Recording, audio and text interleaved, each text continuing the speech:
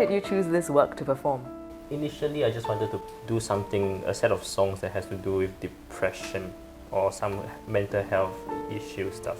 And when I approached you and you recommended Winterreise, which at first I was a little bit worried because I might not be able to handle such work with such great depth. But after a while, looking at it, I could identify very much with the music and the words, and so I thought I would take a leap of faith and just plunge into it. And since then, yes, that was my journey. Alright. It's quite funny, right? I think our journeys have kind of reversed. When you first approached me and said, like, I want to do something to talk more about mental health, you said I didn't want it to just be a recital like any other recital, right? Yeah. I remember you said. I remember I just googled classical works about mental health, and then Winterreise came up. Yeah, so our journeys were quite opposite, because whilst you have felt more and more comfortable, I think I felt more and more challenged the more we've done this. I just put my own situation into it and to put my own understanding of I mean, I just put myself into the music, into the circumstance. I mean, I find my own circumstance so that I can identify with. So it was organic, but I really plunged really into it, in the sense that it got quite dark. It is a very dark work. Unlike many other song cycles where it dealt with loss of love, loss of something, it has to do with a sense of utter depression, utter loss, in the sense that you lose not just your own love, but you also lose yourself into the whole, into it. It's like a 18 level of hell kind of thing, where you just can't get out of. You as a female performer will perform something that is written for, I mean, I wouldn't say it's written for male singers, but it is traditionally sung by male singers. What do you think for you as a singer, a female singer, performing this work?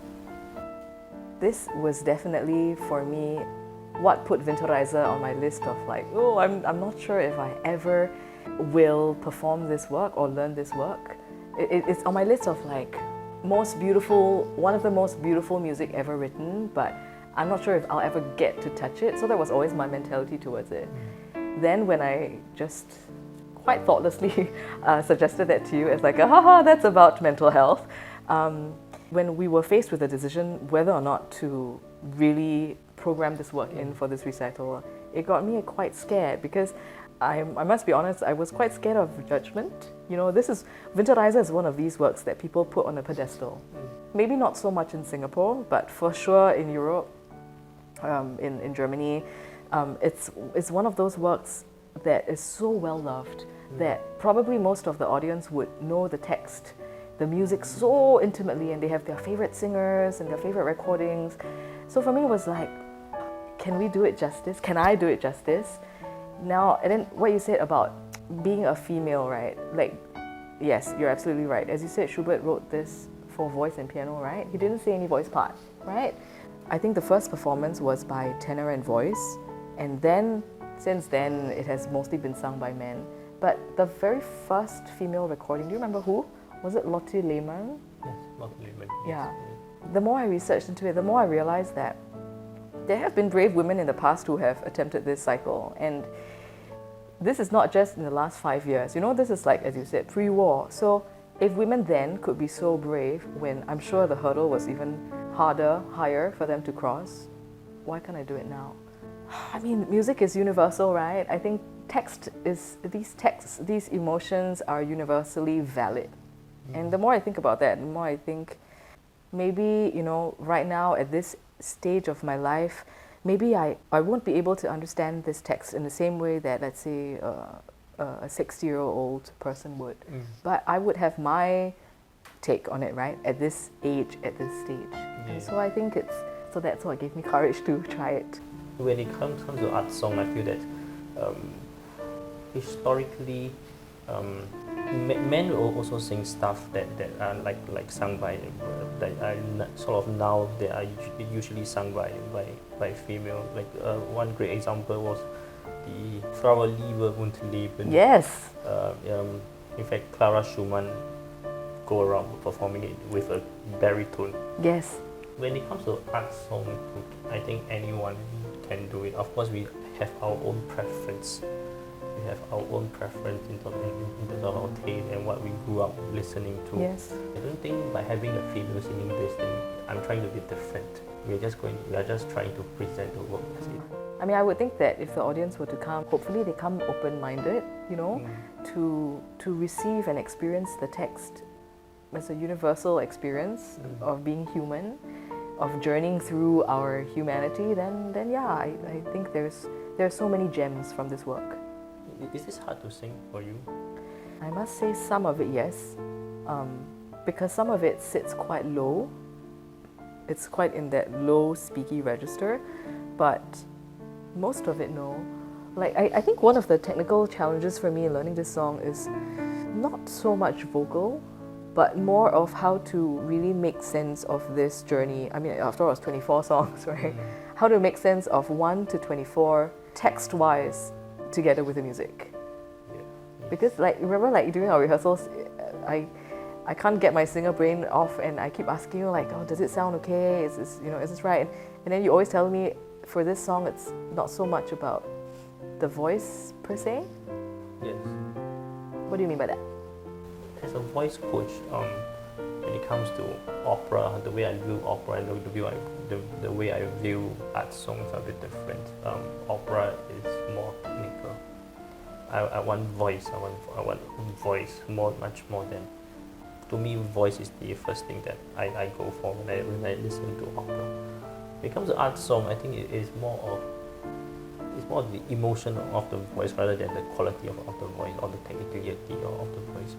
And that is the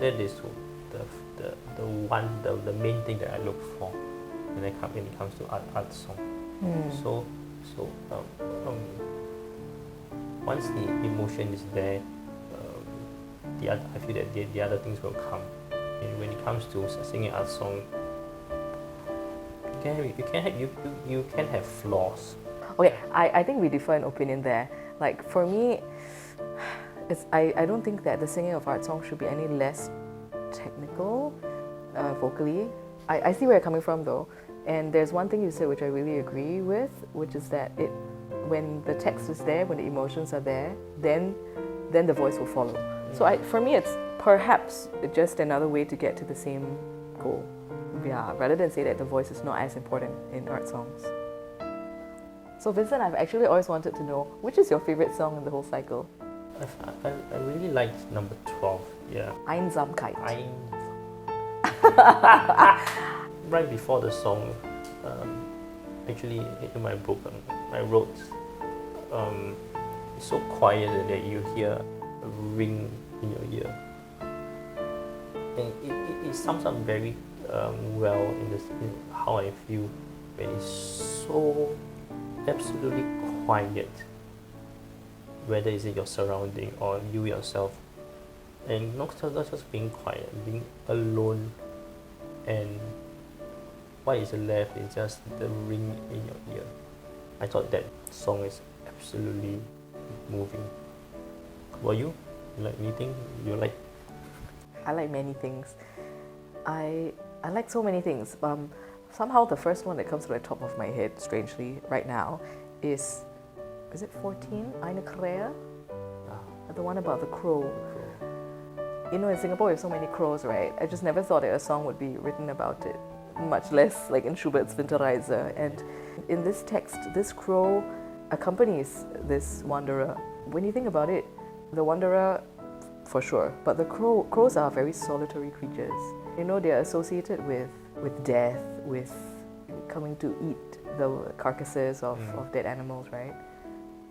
But yet, in this poem, it seems as if the wanderer takes this crow as his companion almost to the point of saying, will you walk with me until my death? And there was a different perspective on this bird that I had never thought of before. Every time I go for a run and I thought like, I live in Woodlands, and like industrial parks, and there's like stray dogs and stuff. I always thought like, what if I get when I collapse, and will my body be eaten up by dogs and stuff? Oh, we'll be there before that. Don't worry.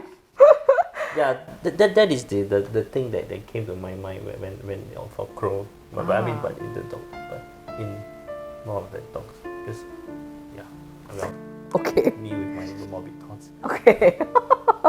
Yes, we're discovering many of them. Yes. Yeah, I think loneliness is a really big theme in this work, and you know, some people might think, if you look at the text of Winterreise and the setting, that it was so long ago, and we talk about countrysides and forests and things like that, people might think it's not relevant to us today, and people might even say it's ironic singing it in this city country like Singapore. Where there's no winter as well. Yeah, who understands a winter's journey here, right? But then on the other hand, I think it's exactly this that makes it so powerful, that this life is really a solitary journey at the end of the day for all of us. Of course, it's what we want to make of it, but I love that in this concert we are sharing the perspective of not just Schubert and Wilhelm Müller, the author of the text, not just the pianists and not just the singer's perspective, but we also have art therapists and artworks involved here, right? Yes. In fact, I signed myself up for a session next week. Me too. So, what kind of experience do you hope for the audience to get, you know, when they come? I do hope that they understand that depression or being depressed is not just about complaining. In Chinese we call it 无病呻吟, just like moaning, crying out just to grab attention. It's more of asking for help. I do hope that through this that they understand a little bit more on this difference. Do you mean like understanding the psyche of Yes. someone who is depressed and undergoing this journey? Yes, I would think so. Rather than just someone who is. I mean, we all have met people who are like, I hate my work. I'm too fat. You know? Yes. But a lot of times we dismiss them as being, this guy is just being whiny. And I myself am guilty. Sometimes just say, just grow up.